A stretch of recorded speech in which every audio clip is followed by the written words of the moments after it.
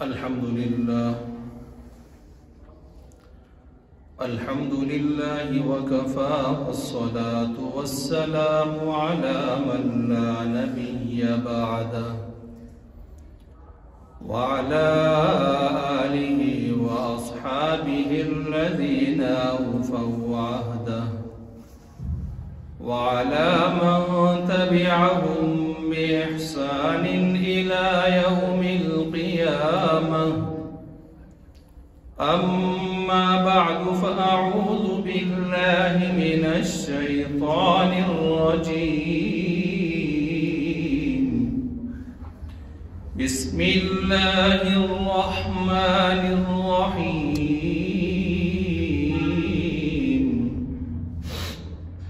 يا أيها الذين آمنوا كونوا قوامين بالقسط شهداء لله ولو على أنفسكم أو الوالدين والأقربين.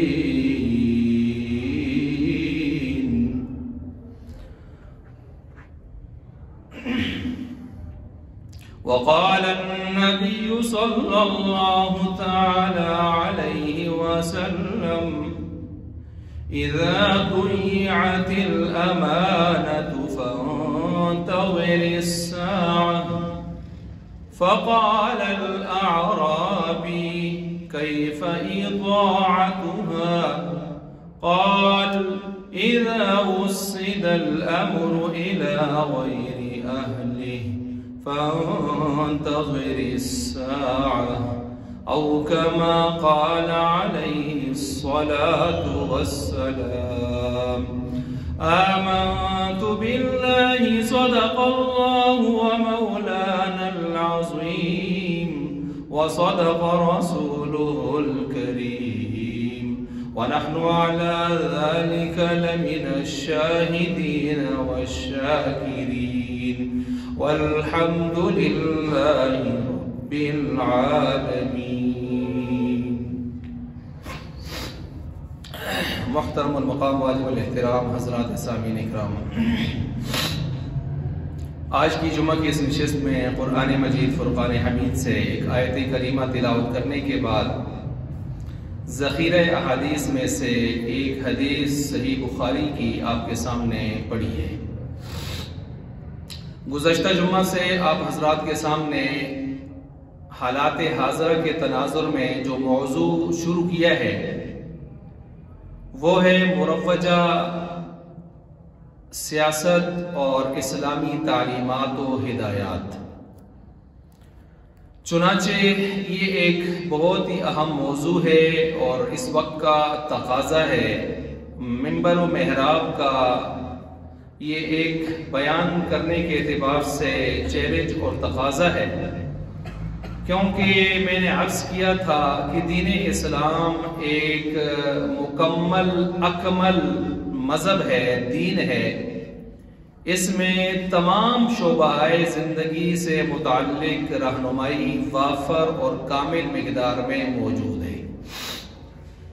انہی شعبہ زندگی میں سے ایک بڑا شعبہ جو ہمارے شعبہ معاشرت، شعبہ سماج کہیں، شعبہ معاملات کہیں، بلکہ بعد کے بھی جتنے شعبے ہیں، چاہے اخلاقیات کا کہیں یا شعبہ عقوبات، حدود اور تعزیرات کہیں، نظام ریاست کہیں، احکام سلطانیہ کہیں، احکام رعایہ کہیں، احکام عدلیہ کہیں، یہ سارے کے سارے ایک جامع لفظ کے نیچے اگر داخل ہوتے ہیں تو وہ احکام ریاست، احکام سیاست ہیں کہ جن کے نیچے یہ سارے آ جاتے ہیں ذیل میں۔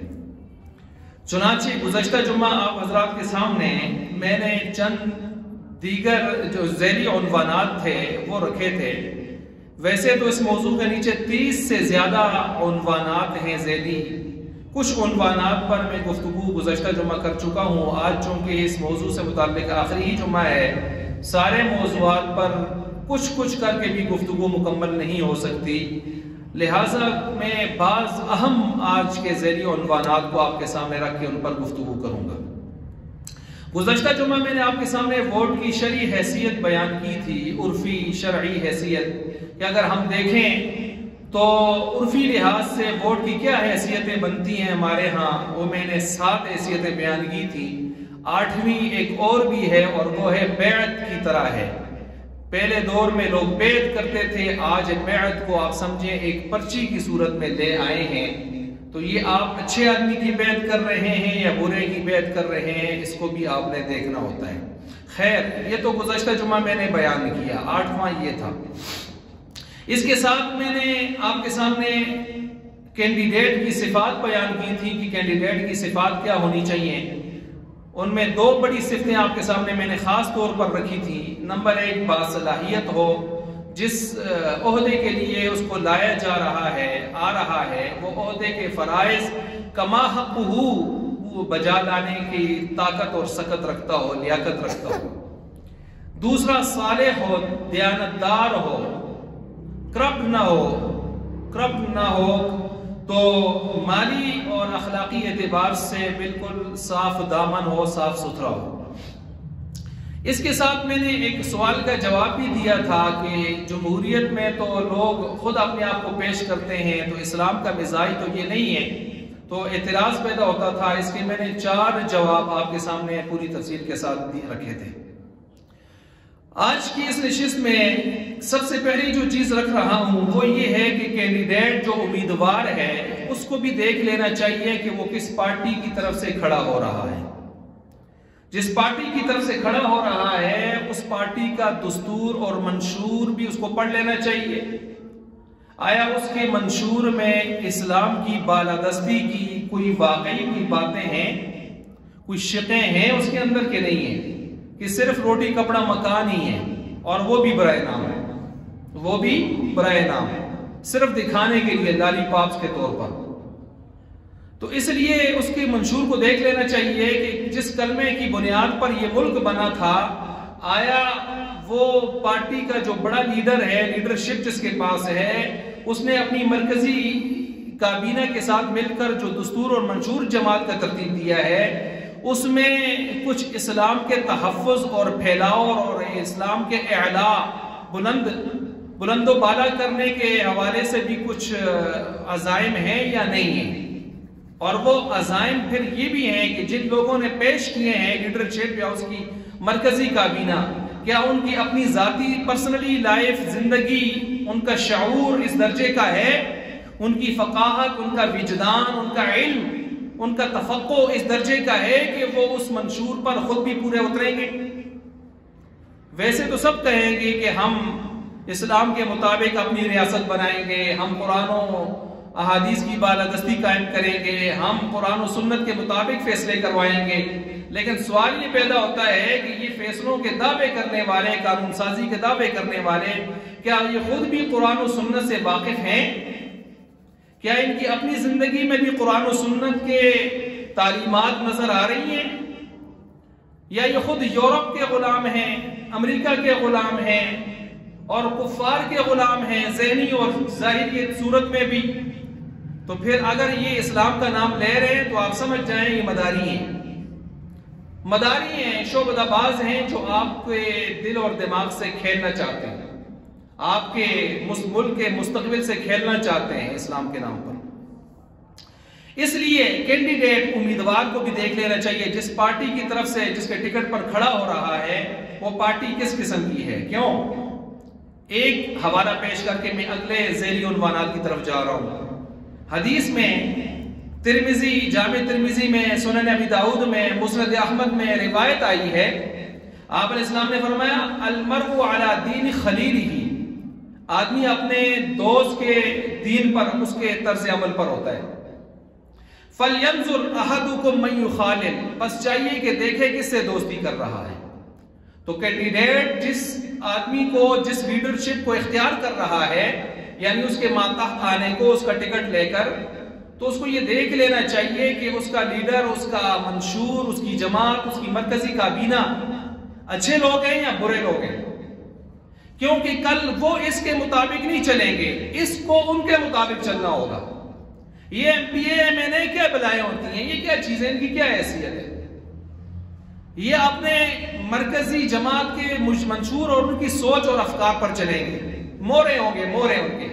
لہذا ان کو بھی یہ دیکھ لینا چاہیے کہ ہم جن کے پیچھے نیت رہے ہیں، جن کے پیچھے نیت کر رہے ہیں، جن کو اپنا امام اور مقتدی لیڈر بنا رہے ہیں، وہ اس قابل ہے، وہ جماعت اس قابل ہے کہ ہم لوگوں کے اتنے سارے ڈیروں ووٹ لے کر اس کے پلیٹ فارم پر جائیں اور کل پھر ایسا نہ ہو کہ پھر ہم رو رو کے معافی مانگیں پریس کلب میں جا کے اور روئیں اور کہیں جی غلط ہو گئے تھے، ہم راستہ غلط بھٹک چکے تھے، اب اہدنا الصراط المستقیم ہمیں سمجھ آیا ہے، تو یہ بعد میں پھر بڑی پریشانی ہوگی۔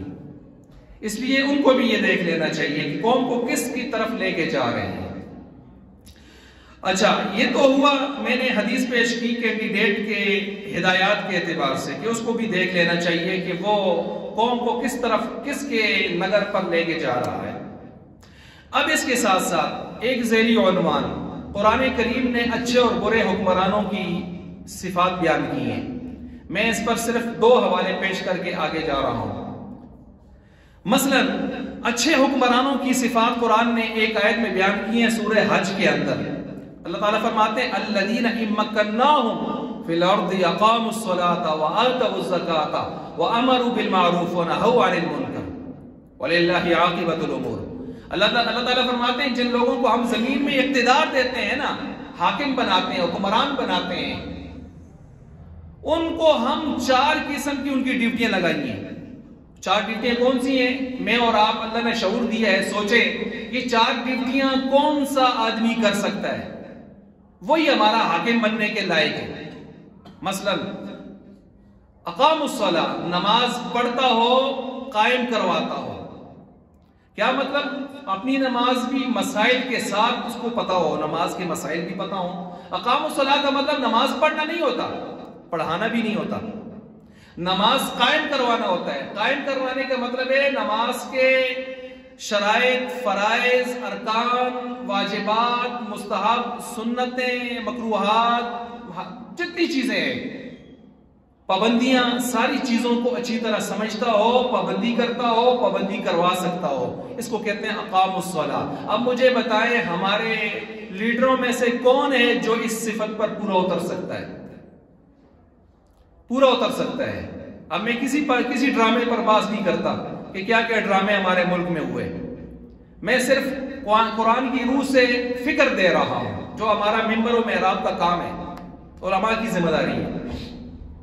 دوسرا منصب وآتوا الزکاۃ، زکوٰۃ کا نظام قائم کروا سکتا ہو، جس کو پتا ہو کہ زکوٰۃ کیا چیز ہے، 2.5% ہے، 40واں حصہ ہے، زکوٰۃ کے مسائل کیا ہیں، احکام کیا ہیں، زکوٰۃ کا نظام کس طرح چلایا جا سکتا ہے، رعایا سے کس طرح زکوٰۃ لی جا سکتی ہے، کس طرح ان کو مصارف کے اندر صحیح طریقے سے خرچ کیا جا سکتا ہے۔ جس بیچارے کو خود پتہ نہ ہو زکوٰۃ چیز کیا ہوتی ہے، زکوٰۃ کے 2 مسئلے جس کو نہ آتے ہوں، وہ بیچارہ کیا زکوٰۃ کا نظام قائم کروائے گا؟ اب جو کروا سکتا ہے وہی ہمارے ووٹ کا حقدار ہے۔ نمبر 3 وَأَمَرُوا بِالْمَعْرُوفِ، نمبر 4 وَنَهَوْا عَنِ الْمُنْكَرِ، برائی سے روکنا، نیکی کا حکم کرنا، برائی سے روکنا۔ اب جو آدمی برائی کو برائی سمجھے گا، اس سے روکنے کی خود کوشش کرے گا، تو دوسروں کو بھی روک سکے گا۔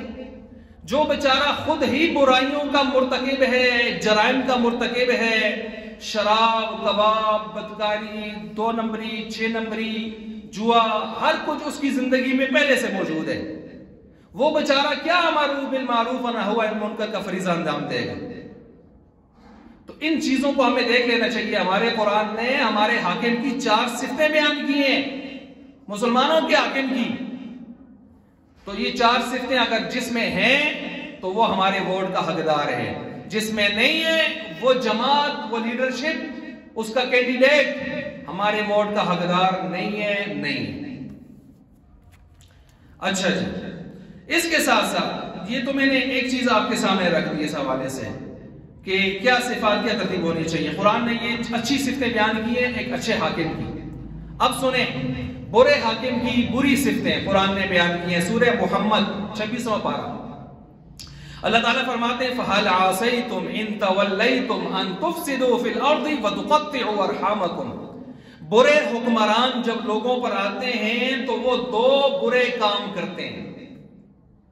اب ذرا غور فرمائیں, برے حکمران جب آتے ہیں تو وہ دو برے کام کرتے ہیں. نمبر 1 ان تفسدوا فی الارض, زمین میں فساد بپا کرتے ہیں, زمین میں کرپشن کرتے ہیں, ملک کو لوٹتے ہیں.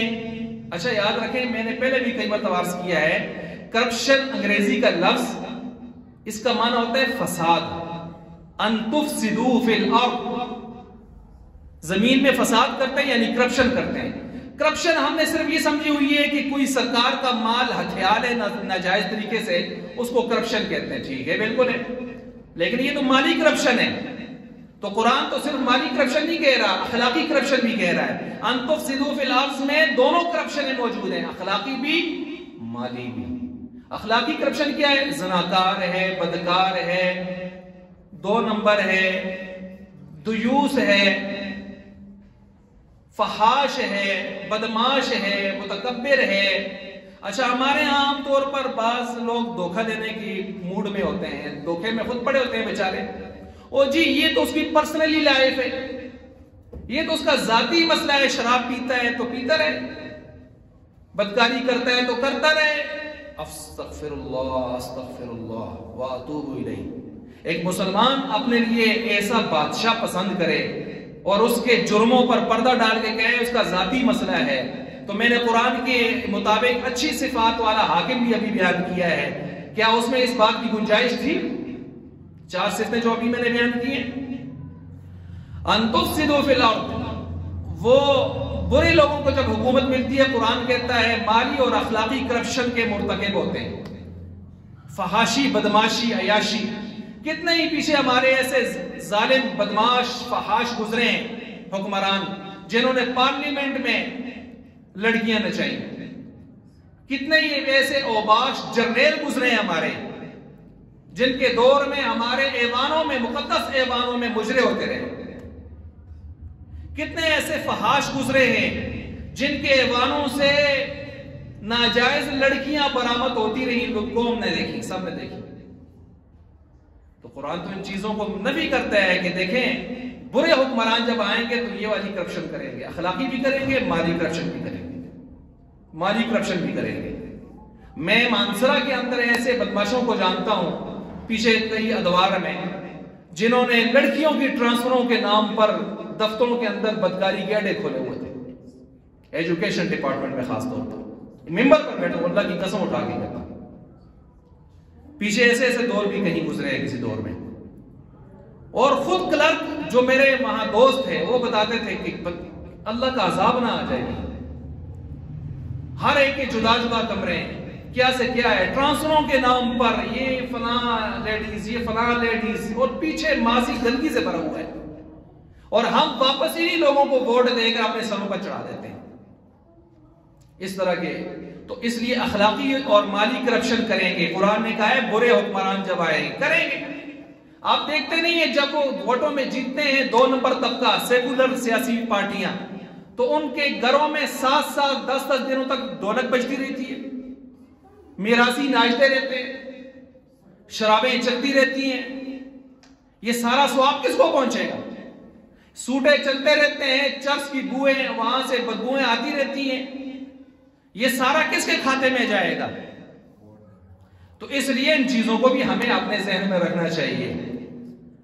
ہمیں وہ لوگ کیوں نہیں پسند جو آتے ہیں تو خوبصورت نبی علیہ السلام کا چہرہ پگڑی ہوئی سجائی ہوئی, خوبصورت سنت کے مطابق داڑھی, حیا ان کی آنکھوں سے ٹپک رہا ہوتا ہے, وجود پہ سنت مصطفیٰ سجی ہوتی ہے.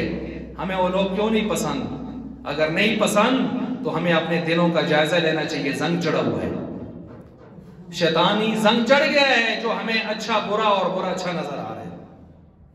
اچھا میں عرض کر رہا تھا, قرآن کہتا ہے بری صفات یہ ہوں گی کہ وہ زمین کے اندر فساد کریں گے, کرپشن, فساد, مالی بھی اخلاقی بھی. اچھا دوسری بڑی بری صفت کیا ہوگی قرآن نے کہا برے حکمرانوں کی؟ وَتُقَطِّعُوا أَرْحَامَكُمْ، سب کو کاٹ کے رکھ دیں گے، میں بکری کی طرح میں شروع کر دیں گے، میں یوں کر دوں گا، فلاں کو یوں کر دوں گا، اب آیا ہمارا دور ہم یوں کر دیں گے۔ تو یہ جو کاٹ کے رکھنے والی سوچ اور بول ہوتا ہے نا، یہ انسان کو برباد کر کے رکھ دیتا ہے۔ وَتُقَطِّعُوا أَرْحَامَكُمْ، یہ برے حکمرانوں کی دوسری بری صفت قرآن سورہ محمد 26واں پارہ بیان کرتا ہے۔ جب آتے ہیں اقتدار میں تو اپنے علاوہ کسی کو اچھا انسان ہی نہیں سمجھتے، کسی کو مسلمان ہی نہیں سمجھتے، کسی کو دیانتدار ہی نہیں سمجھتے، ہر ایک ان کی نظر میں 2 نمبر ہو جاتا ہے، کیونکہ ان کی پارٹی کا نہیں ہے۔ وَتُقَطِّعُوا أَرْحَامَكُمْ، تو یہ 2 بری صفتیں کس کی بیان ہوئی ہیں؟ برے حکمرانوں کی۔ نمبر 1 اخلاقی مالی کرپشن کریں گے، میں نے تشریح کر دی۔ نمبر 2 وَتُقَطِّعُوا أَرْحَامَكُمْ، وہ لوگوں کے اندر جو رشتے ناطے تعلق ہیں سب کو کاٹ کے خود کہیں گے بس میں ہی ہوں، میں کی بولی بولیں گے اور سب سے دشمنیاں بنا لیں گے اور بالآخری برباد ہو جائیں گے۔ اچھا جی، اب اچھی بری صفتیں جو میں نے حکمرانوں کی بیان کی ہیں، اس کے بعد میں آگے چلنے لگا ہوں۔ وقت تھوڑا ہے، میرے پاس بڑے قیمتی ذیلی عنوانات ہیں، اللہ کے فضل سے آگے 3 مہینے تک آرام سے چلا سکتا ہوں۔ اب ایک عنوان آپ کے سامنے رکھتا ہوں، عصر حاضر میں ووٹ دینے کے پاکستانی معاشرے کے تناظر میں اغراض و مقاصد۔ مطلب ہمارے ہاں جب ہم ووٹ دے رہے ہیں تو ہمارے سامنے معیار ترجیح کیا ہونی چاہیے اور ہمارے معاشرے میں کیا چل رہا ہے۔ اب ذرا غور سے سنیں گے، مزہ آئے گا۔ میں نے 10 مقاصد آپ کے سامنے بیان کرنے ہیں، جلدی ٹائم نہیں ہے ورنہ میں ہر ایک پر بڑی تشریح کرتا ہوں۔ نمبر 1 عصبیت، کچھ لوگ ووٹ اپنا پارٹی بازی، لیڈر بازی، شخصیت پرستی پر قربان کر دیتے ہیں۔ بس جی وہ جیسا کیسا بھی ہے ہم نے اس کو دینا ہے، جیسا۔ یہ ہے عصبیت، ہماری پارٹی ہے، ہمارا لیڈر ہے، تو یہ عصبیت آپ علیہ السلام سے پوچھا کہ عصبیت کیا چیز ہے؟ آپ علیہ السلام نے فرمایا تو اپنے قوم کی مدد اس لیے کرے، اپنے کسی جنبے کی، پارٹی کی، کہ وہ تیری ہے، یہ قطع نظر کہ وہ صحیح ہے یا باطل پر ہے، حق پر ہے یا باطل پر ہے، تو اس کو کہتے ہیں عصبیت۔ جب آپ اس طرح اس کے پیچھے لگ جائیں، اس کی ہر برائی کو چھپائیں اور خوبیاں بنا کے دکھائیں، ایڈیٹنگ کر کے بتائیں، تو آپ سمجھ جائیں کہ آپ عصبیت کا شکار ہو چکے ہیں، آپ لکیر کے فقیر ہو چکے ہیں، آپ مکھی پر مکھی مارنے پہ تل چکے ہیں، آپ کا اپنا کوئی ضمیر نہیں ہے، آپ اپنا ضمیر مردہ کر چکے ہیں، آپ کی اپنی کوئی سوچ نہیں ہے، آپ اپنی سوچ کو آگ لگا چکے ہیں، اور ایسی قومیں کبھی ترقی نہیں کرتی۔ بس عصبیت۔ اور میں نے پچھلے جمعہ کے اخیر میں کہا، ایسے بول بھی سننے میں آتے ہیں کہ اگر فلاں ہمارا لیڈر کسی کھمبے کو بھی کینڈیڈیٹ بنا دے اور کسی کھوتے کو بھی اگر کینڈیڈیٹ بنا دے ہم اس کو بھی ووٹ دیں گے۔ یہ ہے عصبیت، یہ ہے تباہی و بربادی۔ یہ باشعور قوم کے جملے نہیں ہوتے، بے شعور قوم کے جملے ہوتے ہیں، جن کا کوئی نہ دین ہوتا ہے نہ دنیا ہوتی ہے، بیچاروں کی ان کا کوئی فکر شکر نہیں ہوتی، ان کی بس اندھی تقلید۔ دوسرا قومیت پرست، ساڑی قوم دے گی، اور بعض قومیت پر اتنے آگے چلے گئے ہیں کہ خطرہ ہے کہ خدا نہ خواستہ دجال اگر ان کی قوم سے آ گیا تو خطرہ ہے کہ وہ اس کو بھی ووٹ دیں گے، اس کے پیچھے چل پڑیں گے، کہیں کہ ساڑھا قوم ہی پڑا ہے۔ اس لیے قومیت یہ بھی بڑی غلط چیز ہے۔ ایک شخص جس نے بڑے کافروں کو مارا تھا اور اس کی بہادری پر صحابہ رش کر رہے تھے، اور آپ علیہ السلام فرما رہے تھے جانوی ہے کیا دیکھتے اس میں؟ کیوں؟ یہ جہاد کے لیے لڑنے نہیں آیا، اللہ اس کے رسول کے لیے، یہ اپنی قوم کی غیرت میں آیا ہے۔ مڑی قوم جلدی ہے، مڑی غیرت برداشت نہیں کرنی بھی پچھڑے ہوا یار، یہ قومی غیرت میں لڑنے، حضور کے ساتھ صفوں میں صحابہ کے ساتھ کافروں کے خلاف لڑ کے جہنم میں جا سکتا ہے، تو میں قومیت پر ووٹ دے کے کیسے جنت میں جاؤں گا؟ سوال ہے۔ تیسرا، میں نے کہا میں تشریح ہر ایک اللہ کے فضل سے وافر کر سکتا ہوں لیکن ٹائم نہیں ہے۔ تیسرا، مفادات کے غلام۔ کیا مفادات کے غلام؟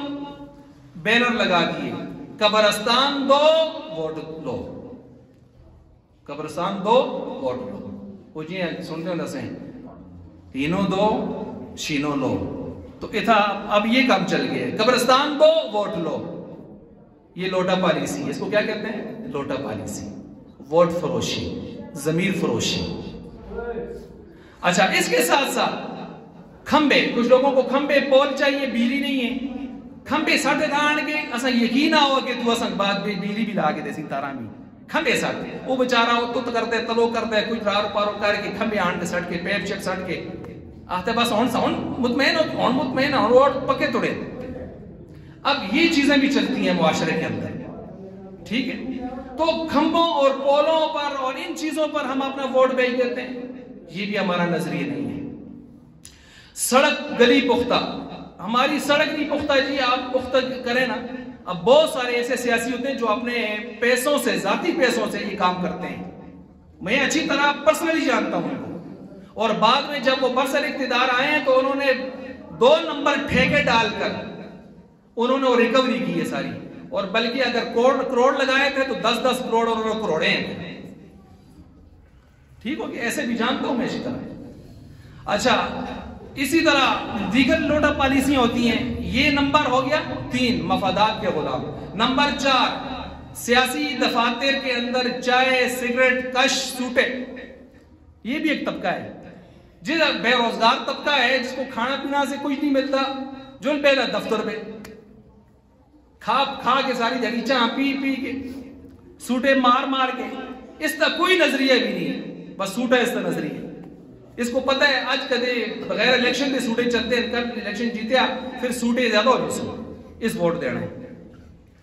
اچھا جی، اب ذرا میں نے کہا مزہ آئے گا، آپ سنیں، یہ معاشرے میں نے چنے ہیں، یہ کوئی کتابوں میں لکھی ہوئی چیزیں نہیں ہیں، یہ تجربات سے گزری ہوئی چیزیں، مشاہدات سے گزری ہوئی چیزیں۔ نمبر 5 ہے خود پسندی اور خود تعلی کا ووٹ۔ میں ہوں جی، میں بکری کی طرح میں کے ساتھ چل گیا، یقین جانے میں ایسے بد کردار لوگوں کو بھی جانتا ہوں جو کسی لیڈر کو اپنا لیڈر کہتے تھے وہ 2 نمبروں کا دشمن ہے، وہ چوروں کا دشمن ہے، اور خود ان کی اپنی زندگی میں میں اپنی آنکھوں سے واضح چوری دیکھ رہا تھا، میں ان کے 2 نمبریاں دیکھ رہا تھا، لوگوں کی جائیدادوں پر سانپ بن کے ہڑپ کر کے بیٹھے ہوئے ناجائز جائیدادوں کے اوپر، وہ کہہ رہے تھے ہمیں وہ لیڈر اس لیے پسند ہے کہ وہ چوروں کا مخالف ہے۔ ماشاءاللہ، کوئی بھی ہے ABC XYZ، ہم نے تو صرف قرآن کے اعتبار سے اور حدیث کے اعتبار سے یہ جائزہ لینا ہے کہ ہمارے ووٹ کا حقدار کون ہے، بس۔ سب ہمارے بھائی ہیں، اس میں کوئی شک نہیں ہے، ہم سے بہتر ہے، لیکن ہمیں ووٹ اپنا ضائع نہیں کرنا چاہیے۔ اس کے ساتھ ساتھ خود پسندی تعلیق، یہ ایک 5واں سے جو چھٹا یہ ہے کہ ایک طبقہ وہ ہے جس کی کوئی فکر، سوچ، لائے عمل نہیں ہے، لاپرواہ طبقہ ہے۔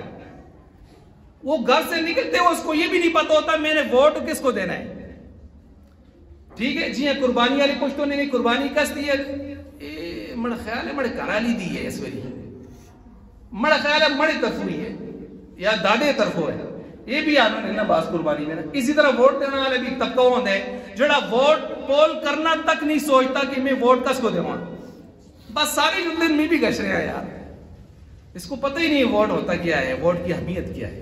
میں نے پچھلے جمعہ تفصیل سے بیان کیا۔ ایک طبقہ وہ ہے جو ووٹ کا سوداگر ہے۔ نمبر 7، سوداگر کیا مطلب؟ یہ اس کو گولیاں لگتی ہیں، 5000 10,000 3,000 اور مجھ گئے گزرے تو ہے بیچارہ 10,000، اور بلکہ بعض پولنگ اسٹیشنوں کے دائیں بائیں بولیوں والے لوگ کھڑے ہوتے ہیں، ووٹ پانا کیوں نہیں ادھر ادھر، یہ خدمت ہے۔ سوشل میڈیا پہ ہمیں دیکھو کیسے خدمت ہوتی ہے، 1000 دے 5000 نوٹ تن ہوتے ہیں، خدمت ہوتی ہے۔ وہ بیچارہ کہنے کے جو جلتا تھا 5,000 روپے بھی کہنا ہے، 1000 روپے کہنا ہے، اور کچھ نہ کچھ لاج رہنی پہ سی یار، جس تک کھاؤ اس تک گاؤ۔ اچھا جی، ایک یہ طبقہ ہے، دہن میں نے کیسے جمع کیے ہیں پورے پاکستان سے۔ ایک طبقہ وہ ہے جو مجبور ہے، مجبور پھر 2 قسم کے ہیں، اب سنیں کتنے مزے کی بات کر رہا ہوں۔ ایک مجبور وعدے کا ہے، ایک کلاشنکوف کا ہے۔ سندھ میں جائیں کلاشنکوف کے مجبور ہیں، وہ سردار وڈیرے گاڑیوں میں بھر بھر کے بکریوں کی طرح لے کے جاتے ہیں. ووٹ پانے ہی نہیں تھے, مچھا دے کے نہ سمجھے, ایک گولیاں بھی دے کے. ٹھیک ہے, ایک طبقہ وہ ہے مجبور. ایک طبقہ وہ ہے جو مجبور ہے, کیوں؟ میں نے وعدہ کر لیا تھا, وعدہ خلافی نہیں کر سکتا, وعدہ کر لیا تھا. یاد رکھیں, وعدہ کر بھی جائے نا آپ کسی 2 نمبر آدمی سے, اور 1 نمبر آدمی آپ کو نظر آ رہا ہو, تو آپ اپنا وعدہ توڑیں گے, یہاں پر آپ پر لازم ہے, اور اس وعدے کے توڑنے پر آپ پر کوئی گناہ نہیں ہے. میں مثال ایک دیتا ہوں, فقہی مسائل میرے پاس اشباہ اور نظائر بہت ہے, میں صرف ایک مثال دیتا ہوں. کسی آدمی نے اپنے رشتہ کہیں دیا, آدمی کو پتہ چلا وہ تو چرسی ہے, بنگی ہے, 2 نمبری ہے. اب ایک اچھا معقول بہترین صالح کا رشتہ آیا ہے, کیا کرے؟ میں وعدہ کر پڑے تو ہم منہ موڑنا اپنا پیشہ نہیں, توڑو. جب وہ سدھرتا ہوا نظر نہیں آتا, توڑو رشتہ, بچی کا اچھی جگہ رشتہ دو. وعدہ کیا ہوتا ہے؟ وعدہ سے آپ کسی کی زندگی کو اجیرن کر دو گے. وعدہ کیا ہوتا ہے کہ جس وعدے سے آپ ملک کو تباہ و برباد کر دو گے, نظام کو.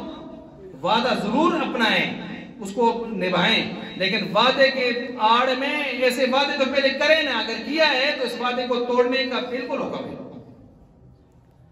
ویسے بھی قسم ہے نا, برائی پر قسم کسی نے کھا لی, میں قسم چاہنا کل نماز نہ پڑھ سکوں, یہ برائی ہے. میں قسم اٹھاتا ہوں میں ایک سینما کھولوں گا, برائی کی قسم ہے نا. حدیث میں آتا ہے توڑنی چاہیے اس کو, فوراً توڑو قسم. برائی پر قسم کھاتا ہے تو برائی پر قسم جب توڑنی لازم ہے تو وعدہ اس سے بہت نیچے ہوتا ہے.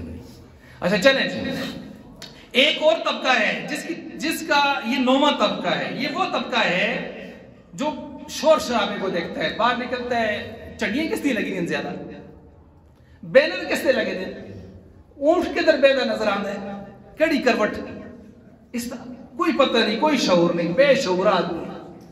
بس زیادہ جنڈیاں, زیادہ نعرے, زیادہ زور شور سے دیکھا ادھر چل پڑا. خدا نے عقل دی ہے, شعور دی ہے, سوچ بھائی کدھر چل پڑے ہے تم. اچھا جی, یہ کتنے طبقے ہو گئے؟ 9. یہ 9 کے 9 2 نمبری طبقے ہیں. 1 نمبر طبقہ نمبر 10, نظریاتی طبقہ. نظریاتی طبقہ کون سا ہے؟ جن کے دستور اور منشور میں سب سے پہلے یہ مذہب کا تحفظ, اس کا اعلاء, اس کی سربلندی. پھر اس کے بعد یہ ہے ملک کا مفاد, قوم کا مفاد, تحفظ, اس کی سالمیت, عوام کا, رعایا کا, ان کی نوکریاں, ان کی گلی کوچے, سڑکیں شڑکیں, کھمبے پول شول, یہ سارا کچھ پھر اس میں یہ منشور ہے اس کا. اور اس کے مطابق وہ لوگ اس میدان کے شاہ سوار بھی ہیں.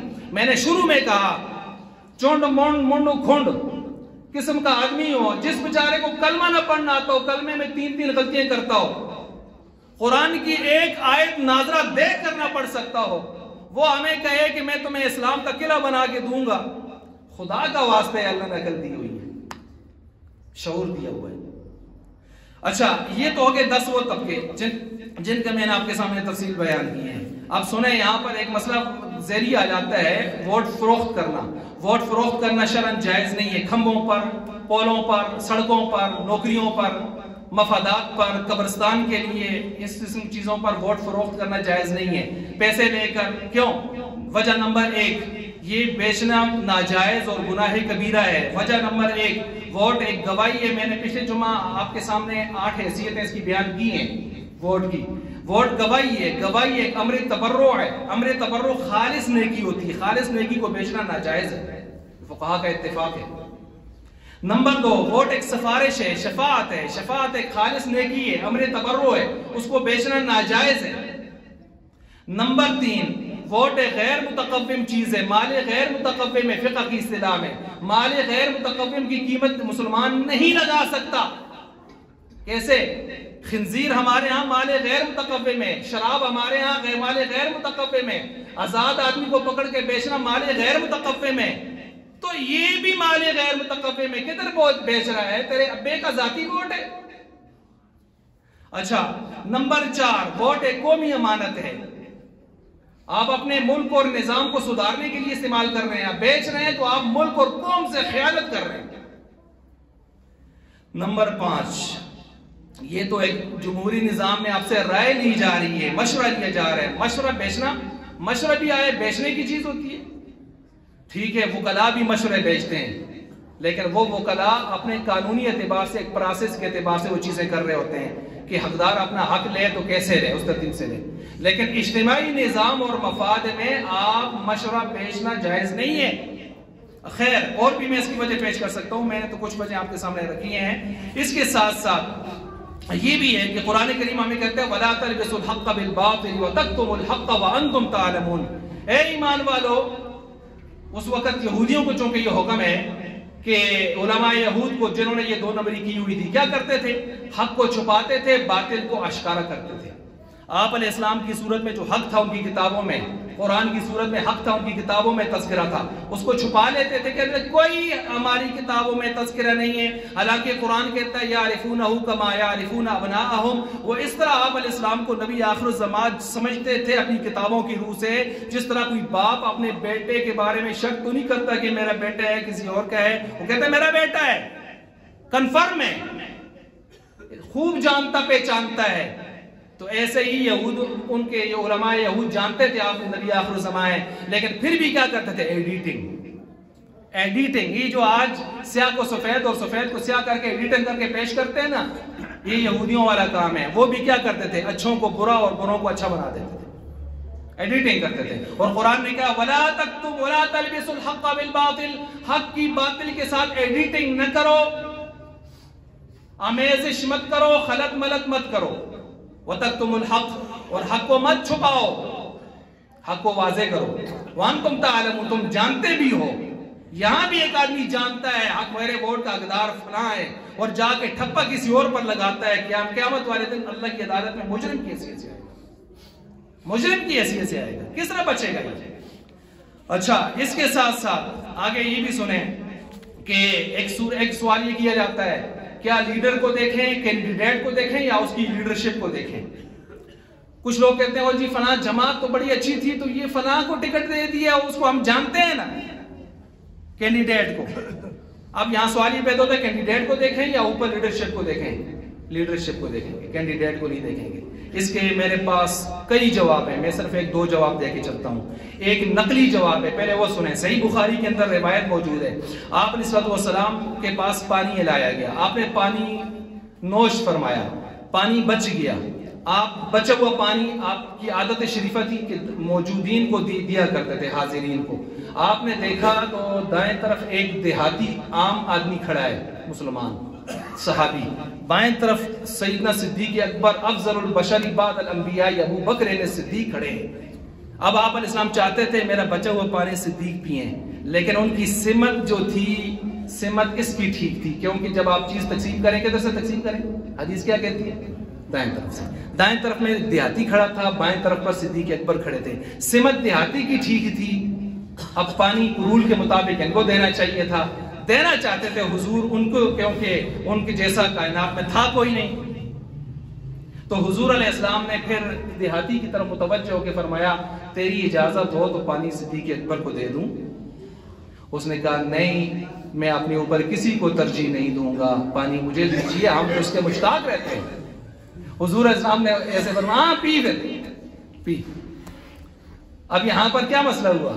سمت جس کی ٹھیک ہے نا، سمت، کابینہ، مرکزی کابینہ، منشور، مرکزی لیڈرشپ، اس کو دیکھیں آپ. یہ میں نے ایک مثال دی ہے نقلی صحیح بخاری سے. عقلی مثال ایک دیتا ہوں. چشمہ پیچھے صاف ہے، آگے 10 نالیاں نکل رہی ہیں، 9 نالیاں ٹھیک ہیں، ایک نالی گندی ہو گئی ہے. آپ نالی کو دیکھیں گے، چشمے کو دیکھیں گے؟ چشمے کو دیکھیں، کیونکہ جب وہ پریشر سے پانی مارے گا یہ انشاءاللہ 10ویں بھی صاف ستھری ہو جائے گی. اس 10ویں کا مسئلہ نہیں ہے، مسئلہ پیچھے سے پانی آئے گا انشاءاللہ صاف ستھری ہو جائے گی. نالیاں پکڑ کے بیٹھ جلدی سے یار، چشمے کو پکڑو پیچھے. چشمہ کون ہے؟ وہ اگر شیر لیڈ کر رہا ہو نا، پیچھے بیڑیں بھی ہوں تو بیڑیں بھی ہوں کرتی ہیں، کہتی ہیں کہ ایسا لیڈر ہے. اور آگے اگر بیڑ کھڑی ہو، پیچھے شیر بھی کھڑے ہو تو پریشان ہوتے ہیں یار کب خراب ہو جائے. ٹھیک ہو گیا؟ اس لیے، اور میں نے پہلے کہا ایم پی اے میں نے مورے ہیں، ان کی نہیں چلے گی. اوپر سے چلانے والے ان کے بلبوتے پر چلائیں گے. اس لیے اسی چیز کو بھی دیکھیں. اچھا جی چلے، باتیں بہت ہیں، میں چھوڑ رہا ہوں ساری. آخر میں ایک دو باتیں آپ کے سامنے رکھ رہا ہوں. ایک بات یہ ہے کہ ہمارا طرز عمل اس دن کیا ہونا چاہیے سیاسی انتخاب کے لحاظ سے. یاد رکھیں، کیوں کچھ لوگ کہتے ہیں ووٹ گپ شپ ہے. میں آپ کے سامنے ایک بات رکھتا ہوں، اور یہ بات میں نے مانسرا کے بڑے بڑے scholars, doctors, P H D اپنے اساتذہ میں سے بھی، ہزارہ یونیورسٹی کے ڈاکٹرز کیا، اشمی صاحب، بڑے بڑے لوگ، ایسے لوگ، انہوں نے میری ان ساری باتوں کی، جتنے میں عنوانات آپ کے سامنے رکھ رہا ہوں، سارے عنوانات ان کے پاس پہنچے، انہوں نے تائید کیے. اچھا، آج سیاسی جماعت، سیاسی گروہ اتنا خطرناک صورتحال اختیار کر چکا ہے کہ معاذ اللہ اس کے سامنے باقی جتنی جماعتیں، جتنے شعبے ہیں، وہ اس کے سامنے نیچے ہو گئے. کیا مطلب؟ آج لوگوں نے سیاسی لیڈر کی حیثیت کو اتنا نمایاں کر کے، اتنا اہم بنا کے پیش کیا ہے کہ وہ اس سیاسی لیڈر کی خاطر اپنے ماں باپ کی ادب احترام بھی کرنے کو تیار نہیں ہے، اپنے رشتہ داروں کو بھی جو ہے پاس میں لانے کے لیے تیار نہیں ہے، اپنے دوست احباب بلکہ مذہبی مقتداؤں اور پیشواؤں اور علماء کی بے احترامی بھی شروع کر چکے ہیں. اتنے اندھی تقلید میں آگے جا چکے ہیں. بلکہ اس سے آگے میں چلوں تو میں کہوں گا کہ ان کے ہاں شریعت کے اقدار اور شاعر اللہ کی بھی اہمیت کو نہیں ہے جو لیڈر اور اس کے فرمان کی ہے. آپ جانتے ہیں اچھی طرح. اس لیے جب ایسے حالات بن چکے ہیں، اب ہمیں ووٹ کو گپ نہیں سمجھنا چاہیے. کم از کم ووٹ کے ذریعے سے آپ اچھے لوگوں کو لا سکتے ہیں. اچھا، اچھے لوگ اگر نہیں لائیں گے پھر بھی ہم، اور اس کے باوجود جانتے ہوئے بھی ہم غلط لوگوں کو جو ہے لائیں گے، تو پھر قرآن کہتے ہیں افرأیت من اتخذ الہہ ہوا، پھر تو نے اپنی خواہشات کو بھی اپنا رب بنا لیا ہے، وہی تمہارا گویا رب بن چکا ہے. علم کے ہوتے ہوئے وَأَضَلَّهُ اللَّهُ عَلَىٰ عِلْمٍ، اللہ نے تجھے گمراہ کر دیا ہے. ضمیر تیرا جٹلا رہا ہے، ملامت کر رہا ہے، تو ٹھپا غلط آدمی پہ مار رہا ہے، غلط جماعت پہ مار رہا ہے. اچھا، ایک قرآن کی اور آیت سنیں ذرا، دل کی کھڑکیاں کھول کے. قرآن کہتا ہے سورہ اسراء، یوم ندعو کل اناس بامامہم، ہم قیامت والے دن ہر شخص کو اس کے لیڈر کے نام کے ساتھ پکاریں گے. اب آپ مجھے بتائیں یہ لیڈر کون ہے؟ چلیں ہم پوچھتے ہیں عبداللہ بن عباس رضی اللہ تعالیٰ عنہ، جو صحابہ میں رئیس المفسرین من الصحابہ، جو صحابہ میں جتنے مفسر لوگ تھے ان میں چوٹی کے مفسر تھے قرآن کے. رئیس یہ عبداللہ بن عباس یہ فرماتے ہیں اس آیت کا مطلب یہ ہے دنیا میں جس کو اپنا لیڈر بنا کے اس کے پیچھے چلا، اس کی ہر بات کو لے کے چلا، جانتے ہوئے بھی صحیح ہے یا غلط ہے، بس میرا لیڈر ہے کہہ دیے تو میں مانوں گا. تو فرمایا کہ کل قیامت کے دن اس لیڈر کے ساتھ اس کے نام کے ساتھ پکارا جائے گا. اب ہم دیکھ لیں دنیا میں ہم جس کو لیڈر بنا رہے ہیں، اور یاد رکھیں میں نے پہلے کہا ہم جس کو سیاسی لیڈر بنا رہے ہیں اس کے سامنے اپنے مسجد کے امام کو بھی کوئی اہمیت نہیں دے رہے، اس کے سامنے اپنے وقت کے مفتی اعظم پاکستان شیخ الاسلام بھی آ جائے اس کو اہمیت نہیں دے رہے. کب دیں گے؟ جب وہ ہمارے لیڈر کے فیور کی بات کریں. اس کو ہم بڑے سے بڑا بھی آ جائے نہیں مانیں گے، کیونکہ لیڈر کے مقابلے میں اب کچھ معاملہ کچھ اور کہیں نکل چکا ہے. اس لیے قیامت والے دن میں اور آپ حشر کے میدان میں جس لیڈر کے ساتھ پکارے جانے کو پسند کرتے ہیں نا، بس دنیا میں اس کو اپنا لیڈر بنا لیں. قرآن کی آیت یہی کہتی ہے. یہ یاد رکھیں. اگر کوئی کہے جی نہیں جی دنیا اور آخرت کا معاملہ جدا ہے، یہ مولوی خواہ مخواہ ڈراتے ہیں، چلیں اسی آیت کے بعد اگلی آیت کو پڑھیں. وَمَنْ كَانَ فِي هَذِهِ أَعْمَى فَهُوَ فِي الْآخِرَةِ أَعْمَى وَأَضَلُّ سَبِيلًا. جو اس دنیا میں اندھا رہا، 2 نمبر لیڈر کو اختیار کر گیا، وہ اس دنیا میں بھی اندھا رہے گا اسی لیڈر کے ساتھ کھڑا ہو. چلو اگلی آیت مسئلہ مکا سکے، کب مکا سکے سارا. اچھا اب آگے چلیں. اسی طرح یہ تفسیر خازن مدارک تمام تفسیروں میں یہ تفسیریں موجود ہیں، آپ کو مل جائیں گی. سورہ اسراء آیت نمبر 71 جا کے تفسیروں میں آج چیک کر لیں. قرآن کہتا ہے یا ایھا الذین آمنوا اتقوا اللہ وکونوا مع الصادقین، ایمان والو نیکوں کے ساتھ ہو جاؤ، سچوں کے ساتھ ہو جاؤ. اچھا اس کے ساتھ ساتھ یہ بھی یاد رکھیں اب کون لوگ ہیں جو آپ کے ووٹ کے حقدار ہیں. بس بات اس پر ختم کر رہا ہوں. جو الیکشن کے سیزن سے ہٹ کر بھی، سیزن لگانے آتے ہیں، سیزن سے ہٹ کر بھی آپ کا حال احوال پوچھتے ہیں، آپ پر کوئی مصیبت، زلزلہ، سیلاب، آفات آتی ہیں تو جا کر آپ کے ساتھ کندھے کے ساتھ کندھا ملا کے آپ کی مدد کرتے ہیں، جو مسجدوں میں اعلان کر کر کے، یہاں سے چندے اکٹھے کر کر کے وہاں اپنے افراد کو پہنچا کر لاشیں نکالتے ہیں، زخمیوں کو اٹھاتے ہیں، لوگوں کو گھر بنا بنا کے دیتے ہیں، وہ سیاست کا دور نہیں ہوتا اس وقت، تو یہ لوگ ہیں آپ کے ووٹ کے حقدار۔ اب ذرا سوچیں یہ کون ہے؟ یہ آپ کو صرف دو طبقے نظر آئیں گے، چیلنج سے کہتا ہوں، چیلنج سے صرف دو طبقے نظر آئیں گے مذہبی جماعتوں کے پاس۔ اب آگے چلیں، اللہ نے شعور دیا ہے کہ ہمارے خیر خواہ کون ہیں۔ اچھا یہ تو نہیں ہے ووٹ کے دنوں میں آئے میں آئے تو شاید ملنا اشتے آیا تھوڑی بوتھی پہلے بھی ایسا دیکھی گیا سی کہ ملنا اشتے آیا ساس اچھی بات ہے، ٹھکانہ سے آگے۔ اچھا اسی طرح جو ہر وقت اسمبلی میں سینٹ میں غیر شرعی بلوں پر نظر رکھتے ہیں، کسی کی جرت نہیں کہ وہ پیش کر سکے، وہ پیش ہوتا ہے تو اٹھا کے اس منہ پر مارتے ہیں۔ کون ہے یہ طبقہ؟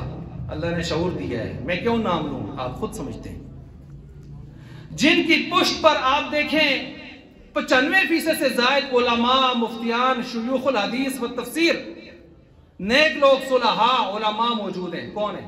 اللہ نے شعور دیا ہے، نیک لوگ موجود ہیں جن کا دامن مالی اور اخلاقی کرپشن سے پاک ہے۔ کون ہے؟ جنہوں نے بڑے بڑے فراعین اور متکبرین کو لوہے کے چنے چبوا دیے۔ انگریز کیا تھا؟ انگریز کے ایجنٹ کیا تھے؟ جنہوں نے معاشرے کے اندر کم وسائل میں ہوتے ہیں لیکن معاشرے میں سب سے زیادہ صبر و شکر والے ہوتے ہیں۔ ہمارے لوگوں کی تنخواہیں آپ ذرا چیک کریں نا، ان کی کتنی تنخواہیں ہوتی ہیں؟ یہی 8,000، 10,000، 15,000، اور سب سے صبر و شکر والی اور اچھی زندگی یہ گزار رہے ہوتے ہیں۔ پھر آتے ہیں تو سیکھیں ہیں، جی چلتے کیے ہیں، گزارا کیے ہیں چلتے، جی گزارا کیے ہیں چلتے۔ یہ غیبی مدد ہے نا، جو لوگوں کو، جو بعض لوگوں کو غیبی مدد سمجھ نہیں آتی، آئی بات سمجھ؟ اس طرح چلتا ہوتا ہے۔ وہ بیچارے جو 2، 2.5 لاکھ، 3 لاکھ، 4 لاکھ لے کے 20 تاریخ کے بعد رونا روتے ہیں اور مسجد کے امام کے پاس آ کے کہتے ہیں مجھ کو کوئی ادھار چاہ دے گا، ان کو بیچاروں کو کیا پتہ ہے غیبی مدد کیا ہوتی ہے؟ یہ مدرسے کس طرح چلتے ہیں؟ کون تعاون کرتا ہے؟ امریکہ کرتا ہے جی۔ لیکن اس کو سمجھنے کے لیے اندر ضمیر کا جاگنا ضروری ہے، روحانیت ہونی ضروری ہے، ورنہ نہیں سمجھ آ سکتی۔ اچھا اس کے ساتھ ساتھ یہ بھی یاد رکھیں، جو خود تو محدود تنخواہ والے ہوتے ہیں، وسائل والے، لیکن ہمارے علماء بڑے بڑے مدارس لاکھوں روپے اخراجات والے چلا رہے ہیں کہ نہیں چلا رہے، اور اس دور میں چلا رہے ہیں جس میں 4 آدمی بھی آدمی گھر میں نہیں کھلا سکتا۔ الحمدللہ دیکھیں کیسے کیسے ادارے چلا رہے ہیں، قوم کے ہی بچے سارے ان کے اندر پڑھ رہے ہیں، لاکھوں کی تعداد میں، الحمدللہ۔ اور آپ کی چپلوں میں بیٹھ کر چندہ کر کے، اپنی بے وقتی سامنے رکھ کر آپ یہ چندے گٹھے کر کے، میں اور آپ کو پتہ بھی نہیں ہوتا، وہ جا کر اللہ کے مہمانوں کو کھلا کے دین کی سربلندی کے لیے کوشاں ہوتے ہیں۔ یہ لوگ ہیں حقدار۔